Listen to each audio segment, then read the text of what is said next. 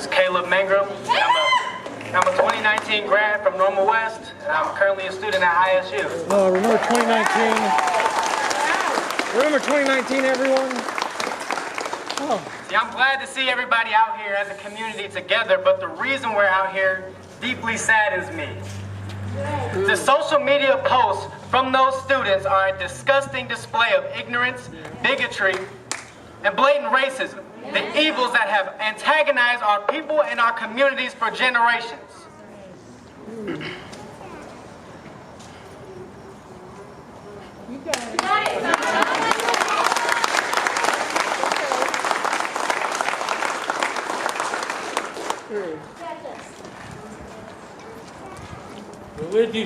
It's disappointing to know that this happened in our town and at my alma mater. But unfortunately, it's nothing new to a lot of our black and brown students in the community. It reminds me of another situation that happened during my junior year. There we go. A classmate of mine was caught on camera using racially charged language to demean another student. Caught on camera. That ain't right. When we went to the administration, little to no action was taken. Wow. But that's not the first instance either. Racism in our school system, it starts young. It starts early. For me, it started at Parkside Elementary, where we will end our march. Where I had a classmate of mine tell me I can't play with you because my mom said I can't play with black people. Rude. It followed me to junior high.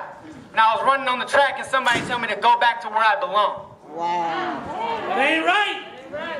And it followed me to high school with microaggressions disguised as jokes. It's just a joke. It's not just a joke. Jokes that make people feel like there's something wrong with them? No, that's not right.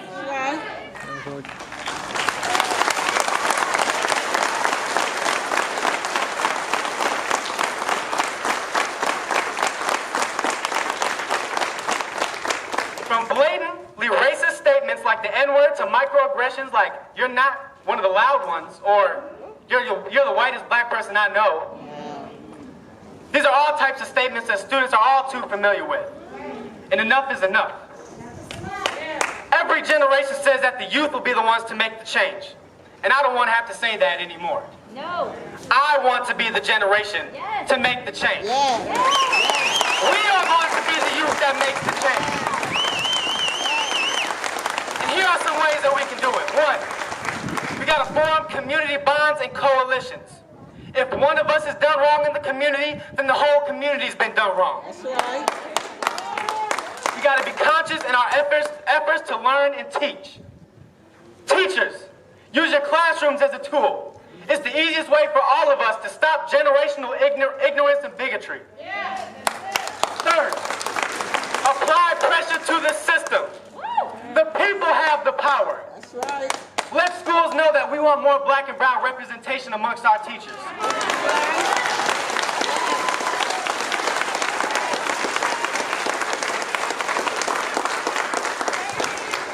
Make the Board of Education aware of our concerns. And if they aren't happy with it, well, correct me if I'm wrong.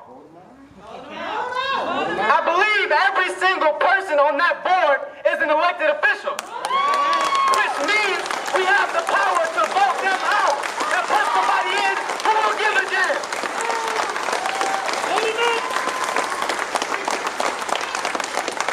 And I'll leave y'all with this. To the students who made those posts, I hope you see your wrongdoing.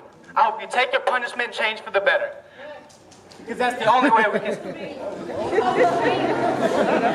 That's the only way we can start the change. It's because you're so sweet. To our school district, do the right thing in setting an example about how we deal with intolerance and continue to work to make our schools inclusive for all. That's right. And to those who are here, continue to fight for what is right. We stand together, we stand as a community. And I'll say this, to end it all. Be peaceful in your protests, yet forceful in your convictions. Thank you. Speak with with us today. Unfortunately, she was sick. Aw. She graduated from Normal Community High School this year as well. I should mention that she is black. I'm not. I can't necessarily speak to everything that was written in this speech. But I'm going to read it for her and hopefully represent her well. In my 13 years at Unit 5, I have witnessed many racist incidents from students, parents, teachers, and administrators. When I was at Parkside Junior High, right up the street, I was given a detention for correcting a teacher when she called slavery a form of immigration. That's not how immigration works. Immigration don't work like that. I witnessed that same teacher tell black students that they wouldn't amount to more than McDonald's employees or jail inmates. When students brought their complaints to the principal, no action was taken. She still teaches at Parkside to this day. Oh. What's her class number? What'd she teach? When I got to Normal Community High School, I was excited because NCHS has an extremely diverse student body, and the administration seemed to care about their students. Unfortunately, that's a facade as well. My freshman year, I reported a shooting threat to our assistant principal, and she shrugged it off because he was a, quote, special needs student with some mental health issues. And he, quote, does and says stuff like this all the time. Don't worry about it. My sophomore year, I had a group of my friends who were black men tell me that they were called racial slurs by some NCHS student athletes. My friend who was a victim details it as follows. Basically, they were on us all night long. All white groups of kids were pulling up on us, yelling at us, and telling us to come outside and fight them and to stop being scared. That went on for like an hour. Then they finally did come and were talking even more crap. One of the white boys had his big truck and it got hit with a rock and left a little dent. This man was trying to figure out who it was, didn't even say a real name. All he said was that the N-word who sucks at basketball. Wow. I reported it to administration, but they did nothing since it happened, quote, off school grounds. The student athletes involved faced no reprimand. They didn't even sit out a single game.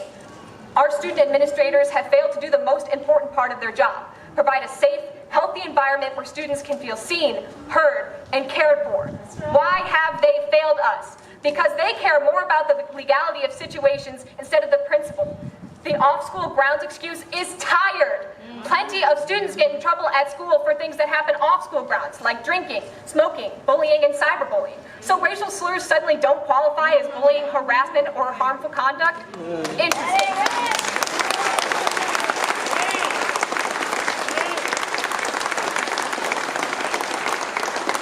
It is time for our administration to start acting like adults so we don't have to. It shouldn't take a march and a bunch of pissed off students and parents for you to do your job.